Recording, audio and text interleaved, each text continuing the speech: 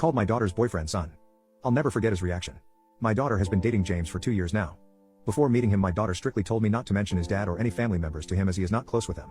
I didn't ask what happened because it was not my place to know. Genuinely, I liked him a lot.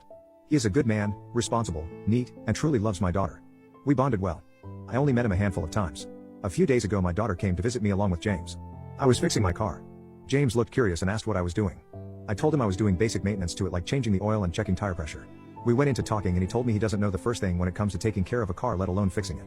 He always just paid a mechanic to do it. I was shocked. I told him I could teach him a couple of things if he really wanted to know. He doesn't need to waste his money on fixing basic things. He was a fast learner.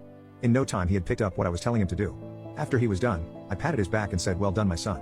The expression on his face changed. 1 second he was happy and the next his mood was completely different. He broke down crying on the floor. I tried my best to calm him down, but he was wailing.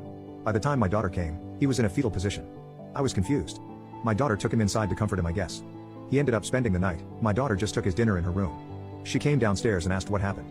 I gave her the details of it. All of a sudden she was mad at me too. She was almost screaming and asked why the hell did I say "well done, son."